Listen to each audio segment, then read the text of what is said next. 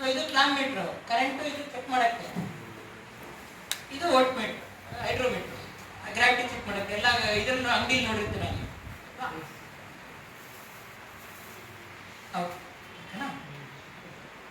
ಇದು acid water, ಇದು distilled water. ಕಮ್ಮಿ ಇದ್ರೆ ಜಾಸ್ತಿ ಮಾಡ್ಕೊಳ್ಳಾಗುತ್ತೆ. ಸೊ ಇವಾಗ ಫಸ್ಟ್ ನಾವು ಏನೇನು ಟೆಸ್ಟ್ ಮಾಡ್ತೀವಿ ಅಂತ ಹೇಳ್ತೀವಿ. 4 ಟೆಸ್ಟ್ ಮಾಡ್ತೀವಿ ಫಸ್ಟ್. ಯಾವುದೇ ಬ್ಯಾಟ್ರಿಗೂ, ಡ್ರೈ ಬ್ಯಾಟ್ರಿಗೂ ಅದೇ ಟೆಸ್ಟು, ವೆಟ್ ಬ್ಯಾಟ್ರಿಗೂ ಅದೇ ಟೆಸ್ಟ್. ಸೊ ಫಸ್ಟ್ ಚೆಕ್ ಮಾಡೋದು ಕಂಟಿನ್ಯೂಟಿ ಅಂದ್ರೆ ಏನು, ಈ ಲೋಡ್ ಟೆಸ್ಟ್ ಅಲ್ಲಿ ಕನೆಕ್ಟ್ ಮಾಡಿ ಒಳಗಡೆ LED ಗ್ಲೋ ಆದ್ರೆ ಬ್ಯಾಟ್ರಿ ಕನೆಕ್ಟಿವಿಟಿ ಇದೆ ಅಂತ. ಸೊ ನಾನು ನಿಮ್ಗೆ ಹೇಳಿದ್ನಲ್ಲ 6 ಸೆಲ್ ಇರುತ್ತೆ ಅಂತ. ನೋಡಿ 6 ವೋಲ್ಟ್ ಒಳಗಡೆ 3 ಸೆಲ್ ಇದೆ, ಕಾಣಿಸ್ತಿದ್ಯಾ? ಕ್ಯಾಪ್ ತೆಗೆದ್ರೆ ಸೆಲ್ ಇದೆ. ಸೊ ಕ್ಯಾಪ್ ತೆಗೆದು ಕ್ಯಾಪ್ ಹಾಕ್ತೀವಿ. ನೋಡಿ ಈ ಬ್ಯಾಟ್ರಿಗೆ ಇವಾಗ ಕನೆಕ್ಟ್ ಮಾಡ್ತಾರೆ. LED ಆನ್ ಆಯ್ತು ಅಂದ್ರೆ ಕನೆಕ್ಟಿವಿಟಿ ಇದೆ ಅಂತ. LED ಆನ್ ಆಯ್ತಾ, ರೆಡ್, ಸೊ ಕಂಟಿನ್ಯೂಟಿ ಇದೆ ಅಂತ. ಫಸ್ಟ್ ಟೆಸ್ಟ್ ಓಕೆ ಆಯ್ತು. ನೆಕ್ಸ್ಟ್ ಲೋಡ್ ಹಾಕ್ತಾರೆ, ಪ್ರೆಸ್ ಮಾಡ್ತಾರೆ. 4 ವೋಲ್ಟೇಜ್ ನೋಡ್ಬೇಕು ನಾವು ಬ್ಯಾಟ್ರಿದು. ಚಾರ್ಜಿಂಗ್ ವೋಲ್ಟೇಜು, ಚಾರ್ಜ್ ಮಾಡುವಾಗ, ನೋ ಲೋಡ್ ವೋಲ್ಟೇಜು, ಇವಾಗ ಕನೆಕ್ಟ್ ಮಾಡದೇ ಇರುವಾಗ, ಲೋಡ್ ವೋಲ್ಟೇಜು ಕನೆಕ್ಟ್ ಮಾಡಿದಾಗ, ಲೋಡ್ ಕನೆಕ್ಟ್ ಮಾಡಿದಾಗ, ಲೋಡ್ ತೆಗೆದಾಗ ಏನಾಗುತ್ತೆ ಅಂತ. ಇದು ನೋ ಲೋಡ್ ವೋಲ್ಟೇಜು 12 ಇದೆ, 12.13. ಲೋಡ್ ವೋಲ್ಟೇಜ್ ಲೋಡ್ ಹಾಕಿದ್ರೆ ಕಮ್ಮಿ ಆಗುತ್ತೆ ನೋಡಿ, ಕಮ್ಮಿ ಆಯ್ತು 11. ಸೊ ಚೆನ್ನಾಗಿದ್ರೆ ಬ್ಯಾಟ್ರಿ ನಿಂತ್ಕೊಳ್ಳುತ್ತೆ, ವೀಕ್ ಇದ್ರೆ ಬ್ಯಾಟ್ರಿ ಕಿತ್ತೋಗುತ್ತೆ ವೋಲ್ಟೇಜ್. ಓಕೆ, ಸೊ ಈ ವೋಲ್ಟೇಜ್ ನಮಗೆ 10.5 ಗಿಂತ ಮೇಲಿರಬೇಕು, ಅವಾಗ ಕನೆಕ್ಟ್ ರಿಫರ್ಬಿಶ್ ಮಾಡ್ಬೋದು ಅಂತ. ಇನ್ನೊಂದು ಟೆಸ್ಟ್. ಥರ್ಡ್ ಬಂದು gravity test. Hydrometer gravity check ಮಾಡ್ತಾರೆ. ಕ್ಯಾಪ್ಸ್ ತೆಗೆದ್ರೆ ಗ್ರಾವಿಟಿ ಇಲ್ಲಿ, ಸೊ ಇಲ್ಲಿ 3 ಕಲರ್ ಇದೆ, ರೆಡ್, ಬ್ಲೂ, ಯೆಲ್ಲೋ ಅಂತ. ಸೊ ನೀವು ಗ್ರಾವಿಟಿ ಚೆಕ್ ಮಾಡಿದಾಗ ವೇರಿಯೇಷನ್ 1 ಕಲರ್ ಮಾತ್ರ ಬರಬೇಕು. ಅಂದ್ರೆ 6 ಸೆಲ್ಗೆ, ಒಂದೊಂದು ಸೆಲ್ಗೆ ನೋಡಿ ಫ್ಲೋಟ್ ಆಗಿ ನಿಂತ್ಕೊಳ್ಳುತ್ತೆ. ನೋಡಿ ಏನೇನು ಫ್ಲೋಟ್ ಆಗಿಲ್ಲ ಅಂದ್ರೆ ವೀಕ್ ಇದೆ ಅಂತ, ಪ್ಲಸ್ ಇವಾಗ ರೆಡ್ ಇದೆ ಅಂತ. ಸೊ ಆ ಥರ 6 ಸೆಲ್ ಚೆಕ್ ಮಾಡ್ತೀವಿ. ಬ್ಲ್ಯಾಕ್ ಇರಬಾರ್ದು ಕಲರ್, ಬ್ಲ್ಯಾಕ್ ಇದ್ರೆ ರಿಜೆಕ್ಟ್, ಒಳಗಡೆ ಪೌಡರ್ ಆಗಿದೆ ಅಂತ. ಓಕೆ, ನೆಕ್ಸ್ಟ್ 6 ಸೆಲ್ ಚೆಕ್ ಮಾಡಿ ನಾವು ಹೇಳ್ದಂಗೆ 6 ಸೆಲ್ ನೋಡಿ ಫ್ಲೋಟ್ ಆಯ್ತು, ಬ್ಲೂ ಬಂತು, ಕಾಣಿಸ್ತಾ? ಅದು ವೀಕ್ ಇದೆ, ರೆಡ್ ಇತ್ತು. ಫ್ಲೋಟ್ ಆಗಿ ಯಾವ ಕಲರ್ ನಿಂತ್ಕೊಳ್ಳುತ್ತೆ ಅದ್ರ ಪ್ರಕಾರ ನಾವು ಚೆಕ್ ಮಾಡ್ತೀವಿ. ನೋಡಿ ಇದು ಬ್ಲೂ ಇದೆ. ಆ ಥರ ಎಲ್ಲ 6 ಚೆಕ್ ಮಾಡಿ ಎಲ್ಲ ಒಂದೇ ಕಲರ್ ಬಂದ್ರು ಓಕೆ, 6 ಸೆಲ್ಲು. ಅಥವಾ 1 ಕಲರ್ ಡಿಫ್ರೆನ್ಸ್ ಬಂದ್ರು ಓಕೆ. ನೋಡಿ ವೀಕ್ ಇದೆ, ರೈಸ್ ಆಗ್ಲಿಲ್ಲ. ಓಕೆ, ಇನ್ನ 2 ಕಲರ್ ಡಿಫ್ರೆನ್ಸ್ ಬರಬಾರ್ದು. ಅಂದ್ರೆ 5 ರೆಡ್ ಬಂದ್ರೆ 1 ಎಲ್ಲೋ ಬರಬಾರ್ದು, ಅಥವಾ 5 ಎಲ್ಲೋ ಬಂದ್ರೆ 1 ರೆಡ್ ಬರಬಾರ್ದು. ಸೊ ಬಂದ್ರೆ ರಿಜೆಕ್ಟ್ ಆಗುತ್ತೆ. ಸೊ ಇದು 3ನೇ ಟೆಸ್ಟ್.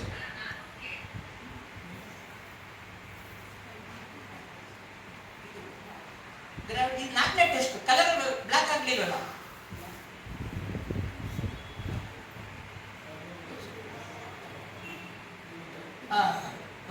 ಸೊ ಈ ಮಾಡುವಾಗ ಬ್ಲಾಕ್ ಕಲರ್ ಇದು ಬಂದ್ರೆ ಅದು ಶ್ರೆಡಿಂಗ್ ಅಂತ. 4 ಟೆಸ್ಟ್ ಆಯ್ತು ನೋಡಿ.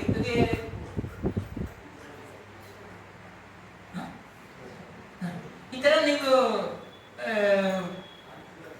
ಈ ಕಲರ್ ಅಂದ್ರೆ ಬ್ಲಾಕ್ ಆದ್ರೆ ಬ್ಯಾಟರಿ ಇದಾಗಿದೆ ಅಂತ, ಡೆಡ್ ಆಗಿದೆ, ಒಳಗಡೆ ಶ್ರೆಡಿಂಗ್ ಆಗಿದೆ, ಪ್ಲೇಟ್ ಇಲ್ಲ ಅಂತ. ಓಕೆ, ಇಷ್ಟು ಟೆಸ್ಟ್ ಪಾಸ್ ಆದ್ರೆ ನಾವು ರಿಫರ್ಬಿಶ್ ಮಾಡ್ಬೋದು ಅಂತ. ರಿಫರ್ಬಿಶ್ ಮಾಡುವಾಗ ನಮ್ಮ ಚಾರ್ಜರ್ ಚಾರ್ಜ್ ಮಾಡ್ತೀವಿ, ಆನ್ ಮಾಡ್ತೀವಿ. ಇದು ನಾರ್ಮಲ್ ಚಾರ್ಜರ್ ಅಲ್ಲ, ಇದು ರಿಫರ್ಬಿಶ್ಮೆಂಟ್ಗೋಸ್ಕರ ಪಲ್ಸೇಟಿಂಗ್ ಚಾರ್ಜರ್, PWM ಅಂತ ಹೇಳ್ತೀವಿ. ಅಂದ್ರೆ ನಾರ್ಮಲ್ ಚಾರ್ಜ್ ಬಂದು ಕಂಟಿನ್ಯೂಸ್ ಕರೆಂಟ್ ಬಂದು ಚಾರ್ಜ್ ಮಾಡುತ್ತೆ ಬ್ಯಾಟ್ರಿನ. ಸೊ ನಾವು ಪಲ್ಸಸ್ ಕೊಟ್ಟು ಚಾರ್ಜ್ ಮಾಡಿದ್ರೆ ಏನಾಗುತ್ತೆ, ಸುತ್ತಿ ತಗೊಂಡು ಗೋಡೆ ನಿಧಾನಕ್ಕೆ ಚಕ್ಕೆ ಬರುತ್ತಲ್ಲ, ನೀವು ನಿಮ್ ಇದಕ್ಕೆ ಬರ್ಬೋದು. ಬಾಯಿಲಲ್ಲಿ ಕಾಯಿಸಿದಾಗ ಕಾಯಿಲ್ ಮೇಲೆ ಚಕ್ಕೆ ಬರುತ್ತಲ್ಲ, ಅದಕ್ಕೆ ಏನ್ ಹೇಳ್ತೀರಾ ನೀವು? ಸ್ಕೇಲಿಂಗ್ ಅಲ್ವಾ? ಬ್ಯಾಟ್ರಿ ಒಳಗಡೆ ಸ್ಕೇಲಿಂಗ್ ಆಗಿರುತ್ತೆ ಅಷ್ಟೇ, ಅದನ್ನ ನಾವು ಡಿಸ್ಕೇಲ್ ಮಾಡ್ತಿದ್ದೀವಿ ಅಂತ ಹೇಳಿ. ಸೊ ಆ ಸ್ಕೇಲಿಂಗ್ ನಾವು ಡಿಸೆನ್ಫೆಕ್ಟ್ ಮಾಡಿ ಇದು ಮಾಡ್ತಿದೀವಲ್ಲ.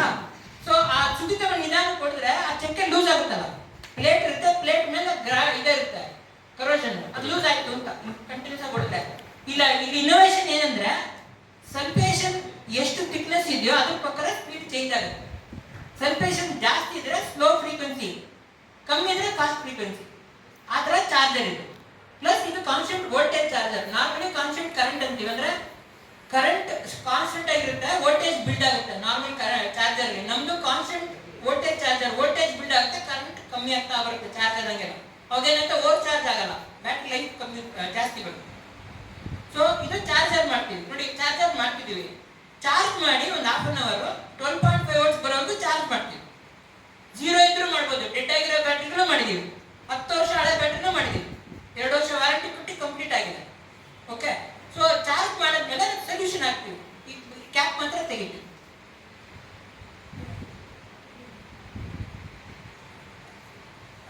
ಇದರಲ್ಲಿ ಏನು ಇನ್ನೋವೇಷನ್ ಅಂದ್ರೆ ಇದರಲ್ಲಿ 2 ಇದೆ. ಒಂದು ಸಾಫ್ಟ್ವೇರ್, ನಮ್ದು ಲೋಗೋ ಬರುತ್ತೆ ನೋಡಿ ಬನಶ್ರೀ ಅಂತ ಒಂದು ಸಾಫ್ಟ್ವೇರ್ ಅಲ್ಲಿ, plus IC chip software encrypted.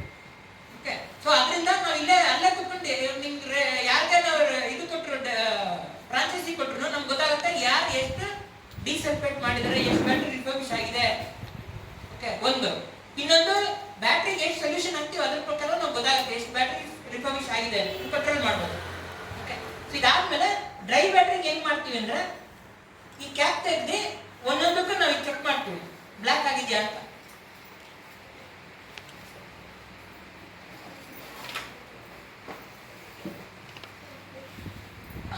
ಈ ಇದರಲ್ಲಿ ನಮ್ಗೆ ಹೆಂಗೆ ನೀರಲ್ಲಿ ಬ್ಲ್ಯಾಕ್ ಗೊತ್ತಾಗುತ್ತೋ ಡ್ರೈ ಬ್ಯಾಟ್ರಿಗೂ ನಮ್ಗೆ ಈ ಇದರಲ್ಲಿ ಗೊತ್ತಾದ್ರೆ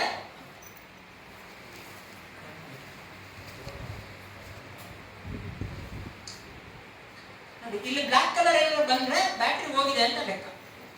ಓಕೆ, ಡ್ರೈ ಬ್ಯಾಟ್ರಿ. ಸೊ ಈ ಚಾರ್ಜ್ ಆದ್ಮೇಲೆ ನಾವು ಡಿಸ್ಚಾರ್ಜ್ ಮಾಡ್ತೀವಿ, ಸೊಲ್ಯೂಷನ್ ಹಾಕ್ತೀವಿ. ಸೊಲ್ಯೂಷನ್ ಹೆಂಗ್ ಹಾಕ್ತೀವಿ ಅಂದ್ರೆ ಎಷ್ಟು ಬ್ಯಾಟ್ರಿ ಕೆಪಾಸಿಟಿ ಇದೆಯೋ ಅದ್ರ ಪ್ರಕಾರ ಸೊಲ್ಯೂಷನ್ ಹಾಕ್ತೀವಿ. ಅಂದ್ರೆ 100 Ah ಬ್ಯಾಟ್ರಿಗೆ 10 ml per cell, ಇದು 35 Ah battery 3.5 ml per cell, ಇದು 42 Ah battery 4.2 ml per cell, ಇದು 7 Ah battery 0.7 ml per cell. ಆ ತರ ನಾವು ಇದು ಮಾಡ್ತೀವಿ, ಹಾಕ್ಬಿಟ್ಟು ಬಿಡ್ತೀವಿ 4 hours. ಬಿಟ್ಟು ಕಂಪ್ಲೀಟ್ ಕ್ಲೀನ್ ಆಗುತ್ತೆ. ಅಂದ್ರೆ ಕರೋಜನ್ ಇರೋದೆಲ್ಲ ಡಿಸಾಲ್ವ್ ಆಗ್ಬಿಡುತ್ತೆ, ಉಪ್ಪೆಲ್ಲ ಕರಗೋಗುತ್ತೆ. ಕರ್ಗೋಗ್ಬಿಟ್ಟು ಏನು ಸೆಡಿಮೆಂಟೇಷನ್ ಬರಲ್ಲ, ಪ್ಲೇಟ್ ಕ್ಲೀನ್ ಆಯ್ತಲ್ಲ ಅದ್ರ ಲೈಫ್ ಎಫಿಷಿಯನ್ಸಿ ಜಾಸ್ತಿ ಆಗುತ್ತೆ. ಹೆಂಗೆ ಅಂತ ತೋರಿಸ್ತೀನಿ, ಸೊಲ್ಯೂಷನ್ ಹಾಕಿ ತೋರಿಸ್ತಾರೆ ನಾನು. ಸರ್ ಅದು ಸೊಲ್ಯೂಷನ್ ಅಂದ್ರೆ ಆಸಿಡ್ ಅಥವಾ ಏನದು? ನಮ್ದು ಪ್ರೊಪ್ರೈಟರಿ ಸೊಲ್ಯೂಷನ್, ಪೇಟೆಂಟೆಡ್ ಲಿಕ್ವಿಡ್ ಅನ್ನು. ಸೊ ಅದು it's a base. Okay, acid ಆಗಿರುತ್ತಲ್ಲ, ಲೆಟ್ಸ್ ಸೇ ಕ್ರಿಸ್ಟಲ್ ಆಗಿರುತ್ತಲ್ಲ, ಅದನ್ನ ಬ್ರೇಕ್ ಮಾಡಿ ಡಿಸಾಲ್ವ್ ಮಾಡಿ ರಿವರ್ಸ್ ಮಾಡುತ್ತೆ ಎಲೆಕ್ಟ್ರೋಲೈಸಿಸ್. ಫಸ್ಟ್ ಡಿಫರೆನ್ಸ್ ತೋರಿಸೋಣ. ನೋಡಿ ಇದ್ರಲ್ಲಿ ನೋಡಿದ್ರೆ ಬರೀ ನೀರು ಬಂತು, ಬರೀ ನೀರಿದ್ಯಾ? ಇಲ್ಲಿ ನಾವು ಸೊಲ್ಯೂಷನ್ ಹಾಕಿದ್ಮೇಲೆ ನೊರೆ ಬರೋಕ್ಕೆ ಶುರು ಆಗುತ್ತೆ, ರಿಯಾಕ್ಷನ್ ಕ್ಲಿಯರ್ ಆಗಿ ಒಳಗಡೆ ಕರಗ್ತಾ ಇದೆ ಅಂತ ನಮ್ಮ ಪ್ಲೇಟ್. ಓಕೆ, ತೋರಿಸ್ತೀವಿ. ಡಿಸ್ಕೇಲಿಂಗ್ ಆಗುತ್ತೆ. ಇದು 35 ml ಅಲ್ಲ, 3 ml ಆಗ್ತಾ ಇದೆ.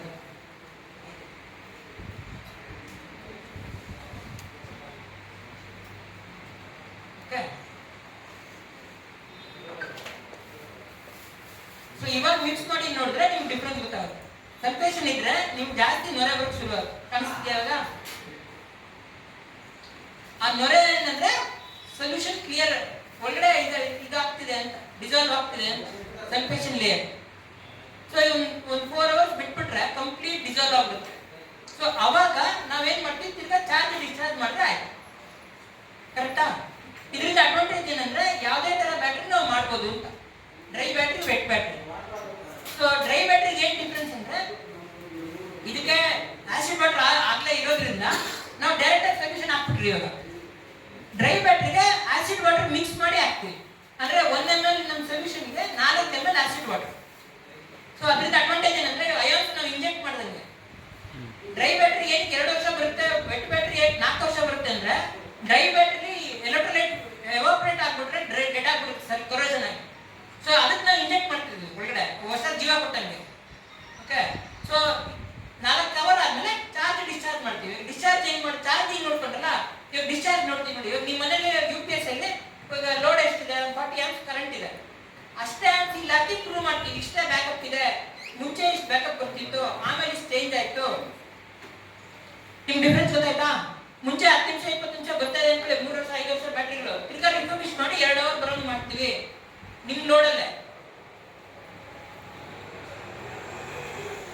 ಇವಾಗ ನೋಡಿ, ಇದು 60 ವ್ಯಾಟ್ ಬಲ್ಬು. ಇದನ್ನ ನಾನು ಡಿಸ್ಚಾರ್ಜ್ ಮಾಡಿದ್ರೆ 8 amps ಡಿಸ್ಚಾರ್ಜ್ ಆಗ್ಬೇಕು. ಇವಾಗ ನೀವು 30 amps ಬೇಕಾದ್ರೆ ಈ ತರ 200 ಕ್ಯಾನ್ ಬಲ್ಬ್ ಹಾಕ್ಬೋದು, 2-3 ಬಲ್ಬ್ ಒಟ್ಟಿಗೆ ಹಾಕ್ಬೋದು. ಅವಾಗ ನಿಮ್ಗೆ ಎಷ್ಟು ಲೋಡ್ ಬೇಕೋ ಅಷ್ಟೇ ಲೋಡಲ್ಲಿ ಡಿಸ್ಚಾರ್ಜ್ ಮಾಡ್ತೀವಿ. ಈ ಸ್ವಿಚ್ ಆನ್ ಮಾಡಿದ್ರೆ ಡಿಸ್ಚಾರ್ಜ್ ಆಗಿ ಲೋಡ್ ಆನ್ ಆಗುತ್ತೆ, ಬಲ್ಬ್ ಆನ್ ಆಗುತ್ತೆ.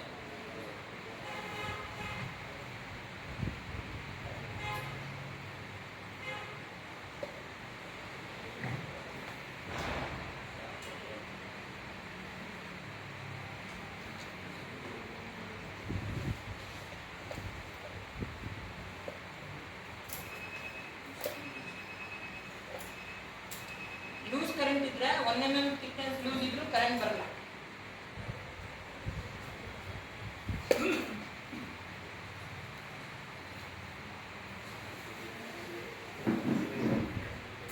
ಲೈಟ್ ಉರಿತಿದೆ, ಇವಾಗ ಬ್ಯಾಟರಿ ಡಿಸ್ಚಾರ್ಜ್ ಮಾಡ್ತಿರೋದು.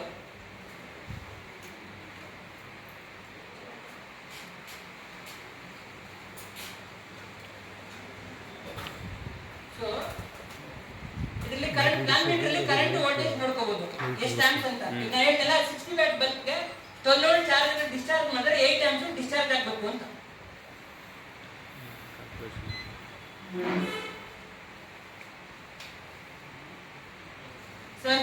.2 ಆಂಪ್ಸ್ ಡಿಸ್ಚಾರ್ಜ್ ಆಗುತ್ತೆ. ಸೊ ನಿಮ್ಗೆ ಎಷ್ಟು ಕರೆಂಟ್ ಬೇಕೋ ಅಷ್ಟೇ ಡಿಸ್ಚಾರ್ಜ್ ಮಾಡಿ ಇಷ್ಟೇ ಬ್ಯಾಕಪ್ ನೋಡ್ಬೋದು. ವೋಲ್ಟೇಜ್ ಚೆಕ್ ಮಾಡ್ತೀವಿ, ಕರೆಂಟ್ ವೋಲ್ಟೇಜ್ ಸ್ಟಾರ್ಟಿಂಗ್ ಇಂದ ಹಿಡಿದು ಎಷ್ಟು ಅವರ್ ಬ್ಯಾಕಪ್ ಬಂತು. ಇವಾಗ 10 ಗಂಟೆಗೆ ಸ್ಟಾರ್ಟ್ ಮಾಡಿ ಡಿಸ್ಚಾರ್ಜ್ 12:30 ಕ್ಲೋಸ್ ಆಯ್ತು ಅಂದ್ರೆ 2.5 ಅವರ್ ಬ್ಯಾಕಪ್ ಬಂತು ಅಂತ ಹೇಳ್ತೀವಿ. ಇವಾಗ ಹೊಸ ಬ್ಯಾಟ್ರಿ 2.5 ಅವರ್ ಬರುತ್ತೆ, ನಮ್ಗೆ 2 ಅವರ್ವರೆಗೂ ತರಿಸ್ತೀವಿ. ಇನ್ನು ಹೇಳಿದ್ನಲ್ಲ ಲೋಡ್ ವೋಲ್ಟೇಜ್ಗೂ ಇದಕ್ಕೂ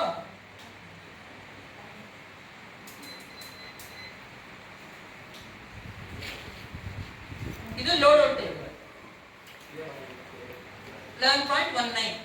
ಓಕೆ, ಇವಾಗ ನಾನು ಇದು ಲೋಡ್ ಆಫ್ ಮಾಡ್ತೀನಿ, ಅವಾಗ ಇಂಪ್ರೂವ್ ಆಗುತ್ತೆ ನೋಡಿ, ಜಾಸ್ತಿ ಆಗುತ್ತೆ.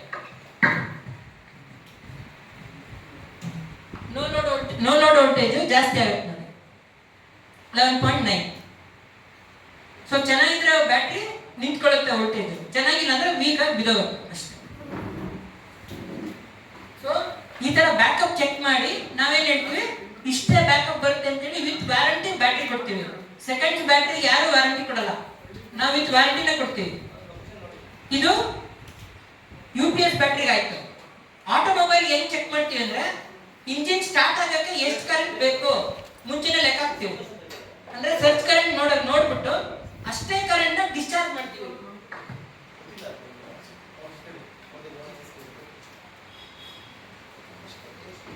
ಟೂ ವೀಲರ್ಗೆಲ್ಲ ಚಿಕ್ಕ ಬ್ಯಾಟ್ರಿ ಡಿಸ್ಚಾರ್ಜ್ ಮಾಡಿ ತೋರಿಸ್ತೀವಿ.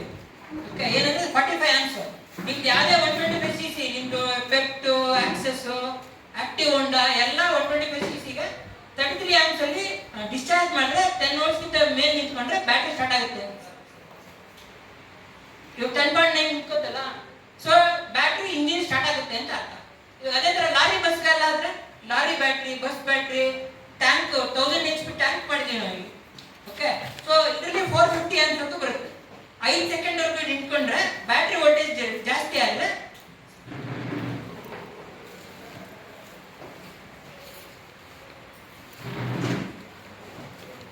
LED ಆನ್ ಆಯ್ತಾ.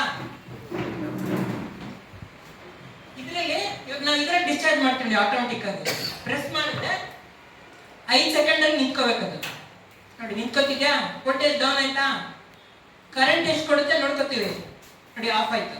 ಸೊ ಆಫ್ ಆಗಿ ರಿಕವರಿ ವೋಲ್ಟೇಜ್ ನೋಡ್ಕೋತೀವಿ, ವಾಪಸ್ ಇಷ್ಟು ಬರುತ್ತೆ ಅಂತ. ರಿಕವರಿ ವೋಲ್ಟೇಜ್ ಇಂದ ನಮ್ಗೆ ಗೊತ್ತಾಗುತ್ತೆ ಬ್ಯಾಟ್ರಿ ಚೆನ್ನಾಗಿದ್ರೆ ಜಾಸ್ತಿ ವೋಲ್ಟೇಜ್ ಬರುತ್ತೆ, ಲೋಡ್ ಹಾಕಿದಾಗ ಕಮ್ಮಿ ಇದ್ರೆ ಅಷ್ಟಲ್ಲೇ ಇರುತ್ತೆ, ವೀಕ್ ಇದ್ರೆ.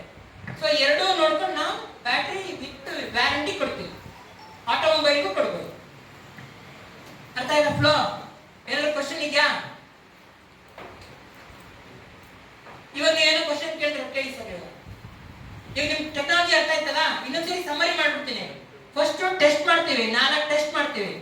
Continuity, gravity, shredding plus load voltage test ಮಾಡಿ ಚಾರ್ಜ್ ಮಾಡ್ತೀವಿ ನಮ್ಮ ಚಾರ್ಜರ್ ಅಲ್ಲಿ. ಓಕೆ, ಚಾರ್ಜ್ ಮಾಡಿ ಸೊಲ್ಯೂಷನ್ ಹಾಕ್ತೀವಿ. ನಮ್ದು ಸೊಲ್ಯೂಷನ್ ಹಾಕಿ 4 ಅವರ್ ಬಿಡ್ತೀವಿ ಕ್ಲೀನ್ ಆಗಕ್ಕೆ. ಆದ್ಮೇಲೆ ಡಿಸ್ಚಾರ್ಜ್ ಮಾಡಿ ಚಾರ್ಜ್ ಮಾಡಿ ಕೊಡ್ತೀವಿ. ಇದೇ ನಮ್ಮ ಪ್ರಾಸೆಸ್. ಸಿಂಪಲ್ ಆಗಿದೆಯಾ? ಯಾರಾದ್ರೂ ಕಲಿಬಹುದು. ಟೆಕ್ನಿಕಲ್ ಆಗೇ ಇರ್ಬೇಕಂತ ಏನಿಲ್ಲ, ನಾನ್ ಟೆಕ್ನಿಕಲ್ ಕಲಿಬಹುದು. ಜಾಸ್ತಿ ದಿನ ತಗೋತಾರೆ. IT ಹುಡುಗರೆಲ್ಲ 2 ಅವರ್ ಕಲ್ತ್ಬಿಡ್ತಾರೆ, ಅವ್ರಿಗೆಲ್ಲ ಕನೆಕ್ಟೆಡ್ ಇರುತ್ತೆ. ಅದಕ್ಕೆ ನಾವೇನ್ ಹೇಳ್ತೀವಿ, IT ಹುಡುಗರಿಂದ ಸ್ಟಾರ್ಟ್ ಮಾಡೋಣ, ಅವ್ರ ಅಂಡರ್ ಬೆಳೆಸೋಣ. ಓಕೆ, ಒಂದು ಇಲ್ಲಿ ಕ್ವಶನ್ ಕೇಳಿ. ಓಕೆ, ಯಾರಾದ್ರೂ ಇಂಟ್ರೆಸ್ಟ್ ಇದ್ರೆ ಬನ್ನಿ, ತೋರಿಸ್ತೀವಿ ಲೈವ್ ಆಗಿ. ಇಲ್ಲಿ ಜಾಯ್ನ್ ಆಗ್ಬೇಕಂದ್ರೆ, ಹ್ಯಾಂಡ್ಸ್ ಆನ್ ಬೇಕು ಅಂದ್ರೆ, ಯಾರಾದ್ರೂ ಎದುರಿಕೆ ಇದ್ರೆ ಸ್ಪಾರ್ಕ್ ಇದ್ರೆ ಎದುರಿಕೆಲ್ಲ ಓಡ್ ಬಿಡಿಸ್ಬಿಡ್ತೀವಿ. ಇಲ್ಲ ಸರ್, ಅದು ಲಿಥಿಯಂ ಇದು ಲೆಡ್ ಆಸಿಡ್ ಮಾತ್ರ. ನೀವು ಮಿಕ್ಸ್ ಮಾಡ್ಕೊಳ್ಳ ಸರ್, ಡಿಸ್ಟ್ರಿಬ್ಯೂಟರ್ ಅದಕ್ಕೆ ಏನು ಹಾಕಿದ್ರಲ್ಲ, ಅಲ್ಲ ಸರ್ ನೀವು ಅದೇನೋ ಹಾಕಿದ್ರಲ್ಲ, ಸೊಲ್ಯೂಷನ್ ಹಾಕಿದ್ರಲ್ಲ, ಅದೆಲ್ಲ ಆದ್ಮೇಲೆ ಮತ್ತೆ ಅದೆಲ್ಲ ರಿಮೂವ್ ಮಾಡಿ ಆಮೇಲೆ ಹೊಸದು ಹಾಕ್ಬೇಕಾ? ಎಲ್ಲ ಒಳಗಡೆ ಇರುತ್ತೆ. ಡಿಸ್ಟ್ರಿಬ್ಯೂಟರ್ಗೆ ನೀವು ಅದನ್ನ ಮಿಕ್ಸ್ ಮಾಡೋದು ಅಷ್ಟೇ.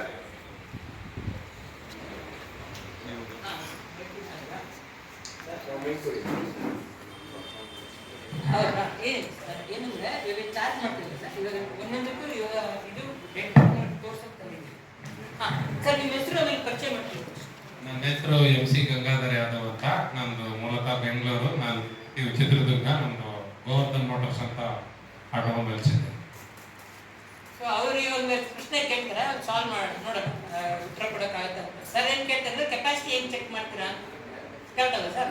ಸೊ ನಾವೇನು ಮಾಡ್ತೀವಿ, ಆಫ್ಟರ್ ಬ್ಯಾಟ್ರಿ ಈಗ ಚಾರ್ಜ್ ಆಗುತ್ತಾ ಇಲ್ಲ ಅನ್ನೋದು ವೆಹಿಕಲ್ ಅಲ್ಲಿ ನೀವು ಹೇಗೆ ಇದೆ ಸ್ಪೋರ್ಟ್ಸ್ ಅಂತ ಗೊತ್ತಿದೆ. ಬರೀ ವೋಲ್ಟೇಜ್ ಸರ್. ನಾವು ಕರೆಂಟ್ ನೋಡ್ತೀವಿ, ಗ್ರಾವಿಟಿ ನೋಡ್ತೀವಿ, ಅದೇ ನಾಲ್ಕು ಟೆಸ್ಟ್ ಮಾಡ್ತೀವಿ. ಒಂದು ಗ್ರಾವಿಟಿ ಕಲರ್ ಬ್ಲ್ಯಾಕ್ ಇರಬಾರ್ದು. ಆ ಬ್ಲ್ಯಾಕ್ ಬಂದ್ರೆ ಪೌಡರ್ ಆಗಿದೆ ಅಂತ, ಏನು ಪ್ಲೇಟ್ ಹೋಗಿದೆ ಅಂತ. ಇನ್ನೊಂದು ಗ್ರಾವಿಟಿ ಎಲ್ಲ ಒಂದೇ ಬರಬೇಕು.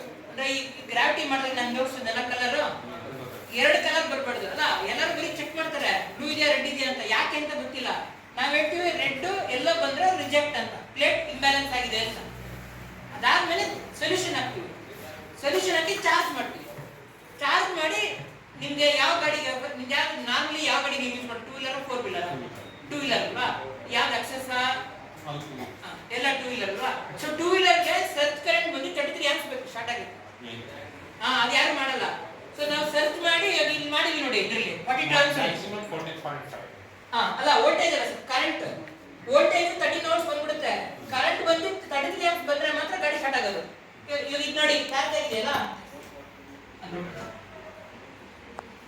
ಈಗ ಇದರಲ್ಲಿ 33 ಆಂಪ್ಸ್ ಬಂದಿಲ್ಲ ಅಂದ್ರೆ ಗಾಡಿ ಸ್ಟಾರ್ಟ್ ಆಗಲ್ಲ ಅಂತ. ಇದ್ರಲ್ಲಿ ಡಿಸ್ಚಾರ್ಜ್ ಮಾಡಿ ತೋರಿಸ್ತಾರೆ. ಆಕ್ಚುಲಿ ಚಿಕ್ಕ ಬ್ಯಾಟ್ರಿ ಇರುತ್ತೆ 3 ಆಂಪ್ಸ್. ನಾವು ಎಕ್ಸಾಂಪಲ್ ನಿಮ್ಗೆ ಫ್ಲೋ ತೋರಿಸ್ತೀವಿ.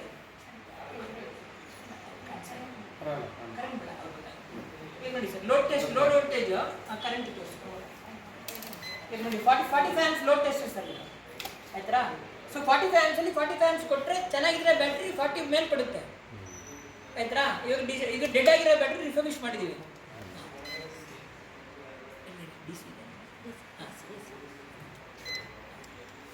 ನೋಡಿ ಸರ್, ಡಿಸ್ಚಾರ್ಜ್ ಮಾಡಿದ್ರೆ ಹೌದು ನೋಡಿ ಕರೆಂಟ್ ಈಗ ಗೊತ್ತಾಗುತ್ತೆ ನೋಡಿ ಸರ್. ಕರೆಂಟ್ ಎಷ್ಟು ಕರೆಂಟ್ ಕೊಡುತ್ತೆ ಅಂತ ನೋಡಿ. 33 ಆಂಪ್ಸ್ 37 ವರೆಗೂ ಕೊಟ್ಟಿದೆ. ನಮ್ಗೆ 33 ಬಂದ್ರೆ ಗಾಡಿ ಸ್ಟಾರ್ಟ್ ಆಗುತ್ತೆ ಅಂತ ಪಕ್ಕ ಹೇಳ್ತೀವಿ. ಈ ಥರ ನಾವು ಇಂಜಿನ್ 1000 HP ಇಂಜಿನ್ ಮಾಡಿದ್ದೀವಿ. ಅಂದರೆ 16 ಟೈರ್ ಲಾರಿ ಅಂತಾರ ಏನು ಹೇಳ್ತೀರ ಗೊತ್ತಿಲ್ಲ ಅದಕ್ಕೆ. ಸೊ 100 ಟನ್ ಲಾರೀಸ್ ಮಾಡಿ ರಿಫರ್ಬಿಶ್ ಮಾಡಿ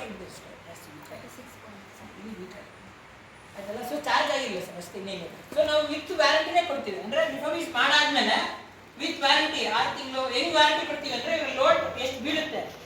ಇವಾಗ 13 ಇಂದ 12 ಬಿದ್ದರೆ 2 ವರ್ಷ ವ್ಯಾರಂಟಿ, 12 ಇಂದ 11.5 ಬಿದ್ದರೆ 1 ವರ್ಷ ವ್ಯಾರಂಟಿ, 11 ಬಿದ್ದರೆ 1 ವರ್ಷ ವ್ಯಾರಂಟಿ. ಆ ಥರ ಎಕ್ಸಾಕ್ಟ್ ಆಗಿ ಕೊಡ್ತೀವಿ ಸರ್. ಇಂಪಿಡೆನ್ಸ್ ಇಂಪ್ರೂವ್ ಮಾಡಿ ಕೊಡ್ತೀವಿ.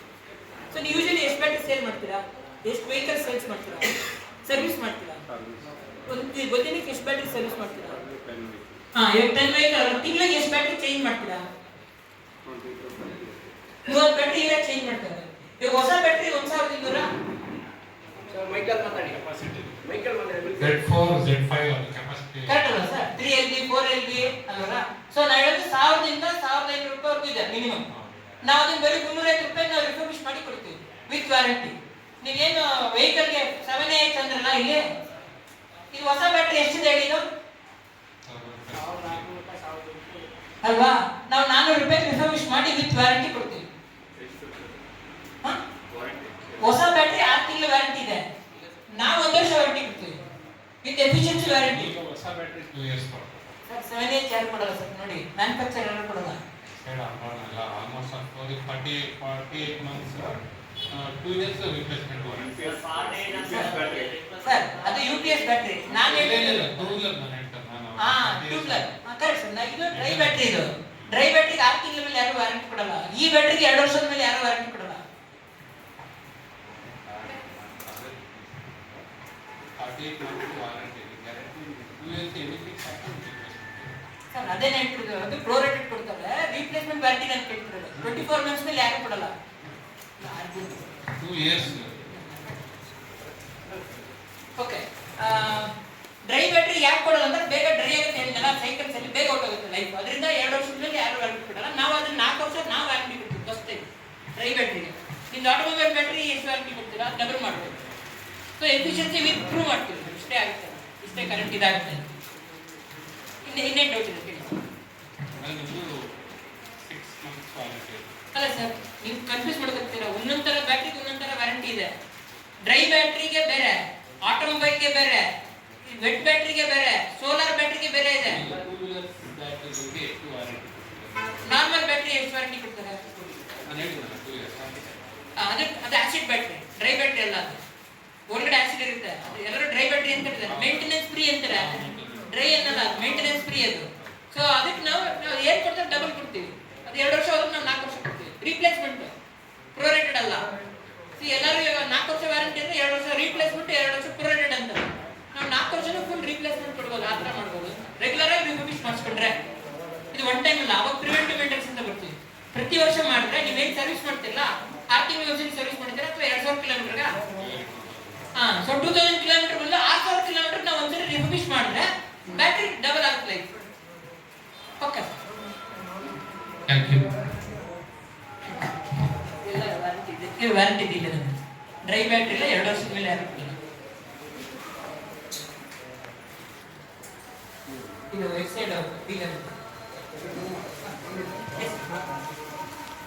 ರತ್ನಪ್ಪ ಸರ್ ಮಾತಾಡ್ತಾರೆ ಇವಾಗ.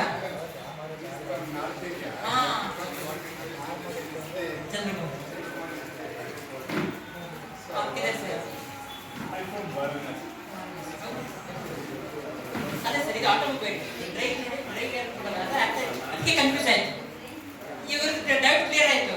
ಡೀಲರ್ ಪ್ರೈಸ್ ಲಿಸ್ಟ್ ತೋರಿಸ್ತೀನಿ. ಡೀಲರ್ ಪ್ರೈಸ್ ಲಿಸ್ಟ್ ತೋರಿಸಿ ಅವ್ರು ಆಟೋಮೊಬೈಲ್ ಬ್ಯಾಟ್ರಿಗೆ 4 years ಅಂತ ಹೇಳ್ತಾರೆ. ನಾವು ಡ್ರೈ ಬ್ಯಾಟ್ರಿ ನಾವು ಎಲ್ಲ ತರ ತೋರಿಸ್ತೀವಲ್ಲ, ಅದಕ್ಕೆ ಸ್ವಲ್ಪ ಮಿಕ್ಸಪ್ ಆಗಿದೆ. ಡ್ರೈ ಬ್ಯಾಟ್ರಿಗೆ ಯಾರು 2 ವರ್ಷದ ಮೇಲೆ ಕೊಡಲ್ಲ. ನಾವು ಇಲ್ಲಿ 4 ವರ್ಷ, 6 ವರ್ಷ, 10 ವರ್ಷನೂ ಕೊಡ್ಬೋದು. ರೆಗ್ಯುಲರ್ ಆಗಿ ರಿಫರ್ಬಿಶ್ ಮಾಡಿ.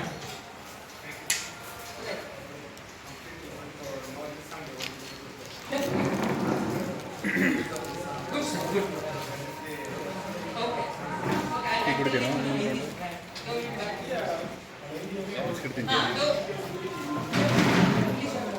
ಸೊ ಇವ್ರು ನಾರ್ತ್ ಇಂಡಿಯನ್ ಅಂದ್ರೆ ಅದಕ್ಕೆ ಸೇಮ್ ಹೇಳಿದ ಅವ್ರು ಇಂಗ್ಲೀಷ್ ಹೇಳ್ಬಿಡ್ತೀನಿ. So any battery, lead acid battery, dry, vet.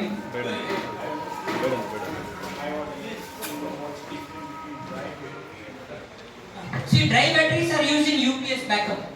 So wet batteries are used in automobile, UPS. For all indoor purpose, dry batteries are used. For outdoor use, wet batteries are used, where the hydrogen is released. Okay. So any battery we can refurbish. So main reason why the battery fails is because of salvation, corrosion on the plates. So we have come up with a technology which is non-invasive electrochemical process, where without opening the battery or remove anything from the battery, we can extend the life and efficiency. Okay. So how do? We do first test the battery. We do load test, continuity test. Okay. We do testing the battery. 4 tests we do: continuity, shorting, then gravity, load test. Once we do the load test, we charge with our charger. So this is an innovative charger called PWM based charger, where charger will give pulses instead of continuous current, and the current will reduce and voltage will increase. Okay, so that will loosen the chemical bonding structure of lead sulfate crystals. Then we add the solvent. Once we add solvent, it will react internally. Solvent, battery life maximizer. So our IPs are charger, solvent, testing process, then IoT chip, and new kind of batteries. Okay, so once we add the solvent, there will be reaction internally and it will clean the complete process. It will dissolve the sulfation layer. Then the plates will get clean and efficiency and life will increase. So we do measure the backup of the UPS battery. We measure the surge current for the automobile battery. So with warranty we give the battery. So this is our process. Yeah. So like this, he is from Varanasi. Varanasi 3 lakhs e-rickshaw ಇದೆ.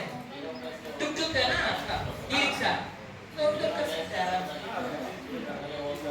Boards are there in Modi job creation, pollution. We have done for railways, telecom, banks, schools and colleges. We have done for medical. We have to create micro entrepreneurs in India. Every village 1 entrepreneur. That's the idea. So we need your support.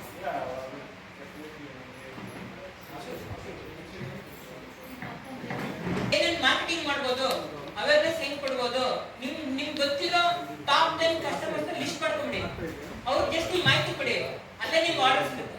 ಒಂದು second, ಏನ್ investment ಎಲ್ಲ ಕೇಳಿದ್ರಲ್ಲ, ಈಗ ನೀವು full floor charger full kit ನೋಡ್ತಾ ಇದ್ರಲ್ಲ, ಇದು ಬರೀ 1 ಬ್ಯಾಟ್ರಿ ಕಿಟ್, ಇದು ಮಿನಿಮಮ್ ಕಿಟ್. ಇದು ನಾವು 100 ಬ್ಯಾಟ್ರಿ ಕಿಟ್ ಮಾಡ್ತೀವಿ, 1000 ಬ್ಯಾಟ್ರಿ ಕಿಟ್ ಮಾಡ್ಬೇಕು ಪರ್ ಡೇ, ಒಂದ್ ದಿನಕ್ಕೆ. ಸೊ ನಾವೇನ್ ಹೇಳಿದ್ವಿ, ಹೊಸ ಬ್ಯಾಟ್ರಿ ಎಷ್ಟಿರುತ್ತೋ ನೀವು 30% ಚಾರ್ಜ್ ಮಾಡಿದ್ರು 20,000 ಬ್ಯಾಟ್ರಿ ನಾವು ಇದು ಮಾಡಿದ್ರೆ 6,000 ರೂಪಾಯಿ ಇನ್ಕಮ್ ಇದೆ ಡೈಲಿ. ಒಂದು ಕಿಟ್ ಅಲ್ಲಿ 200 AH ಬ್ಯಾಟ್ರಿ ಮಾಡ್ಬೋದು ಒಂದ್ ದಿನಕ್ಕೆ. ಇದು 45 AH. ಈ ತರ 4 ಆದ್ರೂ ಮಾಡ್ಬೋದು, ಈ ತರ 1 ಆದ್ರೂ ಮಾಡ್ಬೋದು. ಓಕೆ, ಸೊ ಇದಾಯ್ತು.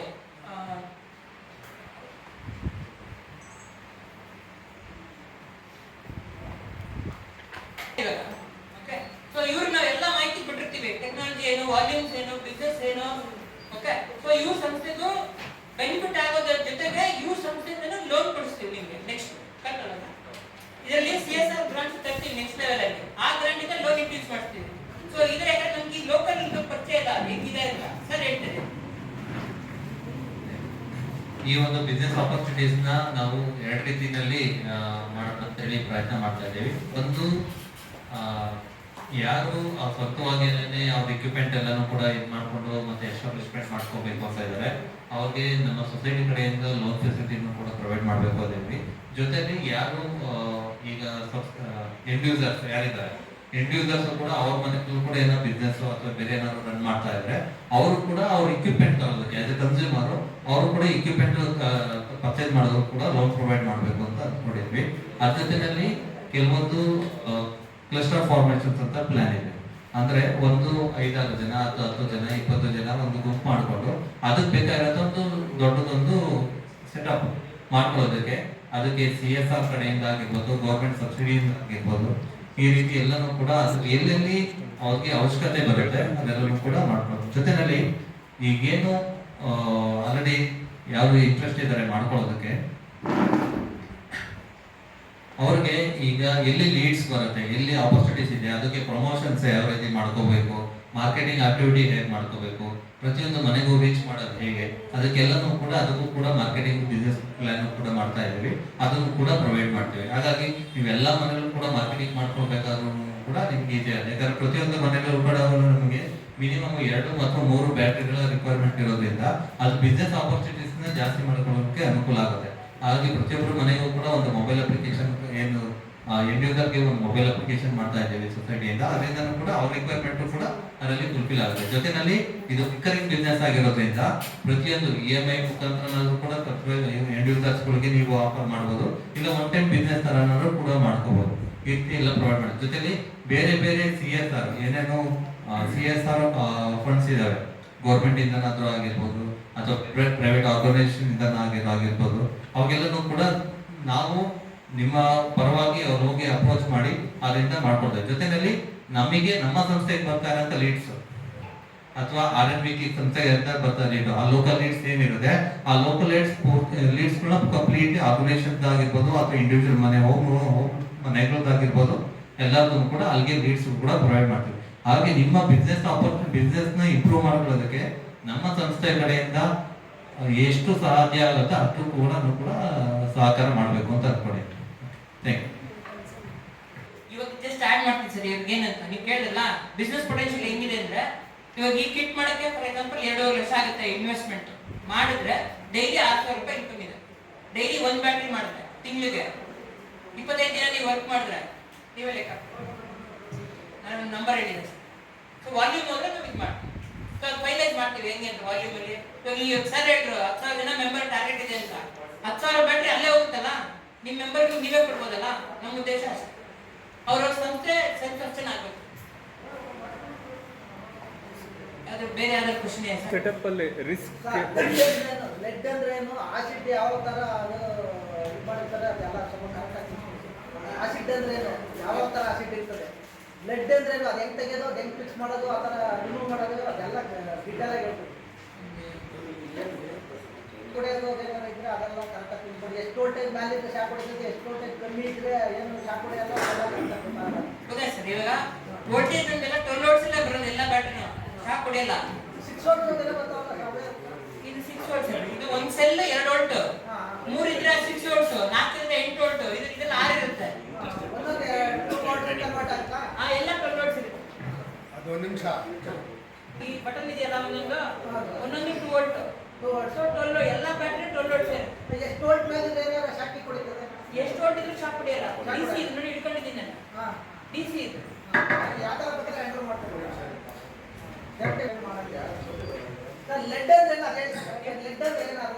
ನಮಸ್ತೆ.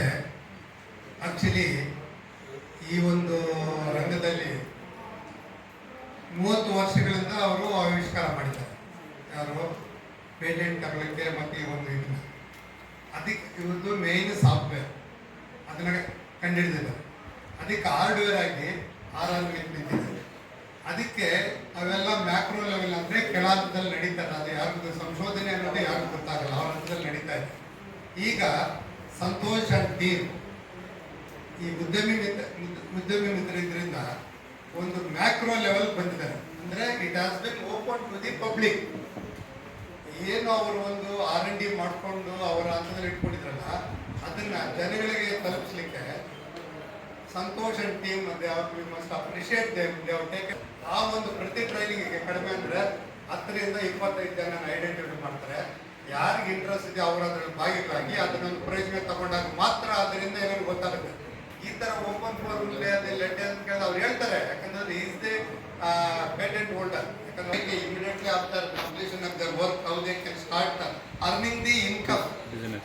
ಕೆಲಸ ಸಿಕ್ಕೋದು ಬೇರೆ, ಕೆಲಸ ಇಲ್ಲದೇನೆ ಅವ್ರಿಗೆ ಸಮಯ ಸಿಕ್ಕಿದಾಗ ಯಾವ ರೀತಿ ಇನ್ಕಮ್ ಜನರೇಟ್ ಮಾಡಬೇಕು ಅಂತ ಒಂದು ಇದು ಮಾಡಿಬಿಟ್ಟು ಆ ಒಂದು ITI ಸ್ಟೂಡೆಂಟ್ಸ್ಗೆ ಒಂದು ಟ್ರೈನಿಂಗ್ ಕೊಟ್ಟು 140 ಜನ ಇವ್ರಿಗೆ ಟ್ರೈನಿಂಗ್ ಕೊಟ್ಟು ಇದೇ ಸೇಮ್ ನಮ್ಮ ವಿಜಯ್ ಕುಮಾರ್ ಮತ್ತೆ ಚಂದ್ರಮೋಹನ್ ಮತ್ತೆ ನಮ್ಮ ಇವರು ರಘುಪತಿ ಎಂಟೈರ್ ಟೀಮ್ ಇವರೆಲ್ಲ ಬಂದಿದ್ದಾರೆ. So must give big applause to them. ಆ ನಿಟ್ಟಿನಲ್ಲಿ ಇವತ್ತು ಇದನ್ನ ಓಪನ್ ಮಾಡಿದ್ರು ನಮ್ಮ Santosh and team for the entire. ಅಂದ್ರೆ ಇವಾಗ 2070 ವರ್ಷಗಳಲ್ಲಿ ನಮ್ಮ ರೋಡ್ ನೋಡ್ಕೊಂಡು ಬಂದಿದ್ದಾರೆ. ಕಾರ್ಬನ್ ಕ್ರೆಡಿಟ್ಸ್ ಬಂದಾಗ ಪೊಲ್ಯೂಷನ್ ಕಂಟ್ರೋಲ್ ಆಗ್ತದೆ. ಮತ್ತೆ ಇದು ಇದಿದೆಯಲ್ಲ ನಮಗೆ economy empowerment of the women and unemployed ಯೂತ್ಗೆ ಕೆಲಸ ಸಿಗಲಿಕ್ಕೆ ಒಂದು ಅವಕಾಶ ಇರೋದರಿಂದ ಸೊ ಈ ಒಂದು ಸಂಸ್ಥೆ ಬಹಳ ಒಂದು ಉತ್ತಮ ಕೆಲಸ ಮಾಡ್ತಾ ಇರೋದ್ರಿಂದ ಇದನ್ನು ನಾವು ಉಪಯೋಗಿಸ್ಕೊಳ್ಳೋಣ. ಮತ್ತೆ ನನಗೆ ಒಂದು ಇಲ್ಲಿ ಈ ಒಂದು ವೇದಿಕೆ ಮುಖಾಂತರ ಕೆಲವೊಂದು